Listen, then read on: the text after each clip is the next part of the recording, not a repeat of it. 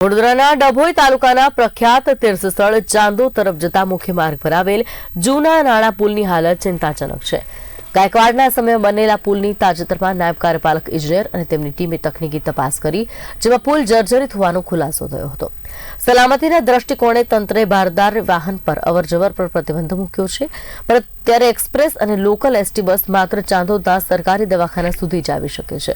યાત્રાળુઓ અને સ્થાનિકો માટે અવરજવર ચાલુ રહે તે માટે નવા માંડવા અને જૂના માંડવા વચ્ચે વૈકલ્પિક વ્યવસ્થા ઊભી કરાઈ છે, જેને લઈ રાહદારીઓમાં વાહનોને ઉપયોગમાં લઈ શકે। આ પુલના સ્થાને નવો બોક્સ સેલ પુલ બનાવવાની દરખાસ્ત પણ કરવામાં આવી છે અને આગામી દિવસોમાં કામ શરૂ થવાની સંભાવના છે।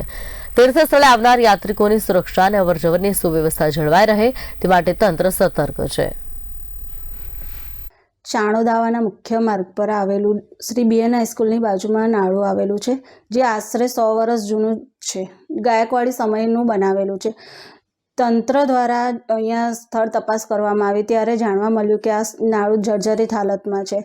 ત્યારે તેમના આદેશ પ્રમાણે ભારદારી વાહનોની અવરજવર બંધ કરવામાં આવી। તેના પગલે ધ્યાન રાખીને પંચાયત તરફથી એમને ત્યાં અરજી કરી અને તમામ ભારદારી વાહનો બંધ રાખવા માટે અપીલ કરાઈ છે અને જનતાને પણ કહેવામાં આવ્યું છે કે ભારદારી વાહનો પણ બંધ રાખે અને અમારા સાથે સાથ સહકાર આપીને આ નાળું જ બને ત્યાં સુધી સહકાર આપે। હા, છેલ્લા થોડા સમય પહેલાં તંત્ર દ્વારા જે પુલની ચકાસણી કરવામાં આવી અને પુલનું જે સમારકામ કરવાનું છે એ દૃષ્ટિથી પુલની અવરજવર બંધ કરી છે, જેને લઈને ચાણોદ ગામના તમામ જાતના વેપારી, તમામ વિદ્યાર્થીઓ તથા બહારથી આવતા તમામ નાગરિકોને બહુ જ મોટી અગવડ પડવાની ચાલુ થયું છે, જેને લઈને વહેલી તકે તંત્ર યુદ્ધના ધોરણે આ સમારકામ પૂરું થાય।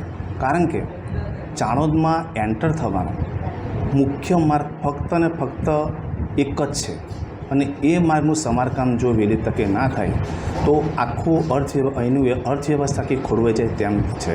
અને બીજું કે આજે લોકોની અંદર એક જાતની જે ગ્રંથિ છે કે ભાઈ તંત્ર દ્વારા વહેલી તકે કામ નથી કરવામાં આવતા, એ ગ્રંથિ તૂટી જાય અને વહેલી તકે યુદ્ધના ધોરણે ચાણોદનું જે પુલ છે એનું કામ વહેલી તકે ચાલુ થાય એવી ચાણોદ ગામ વતી તથા તમામ નાગરિકો વતી હું તંત્રને અપીલ કરું છું।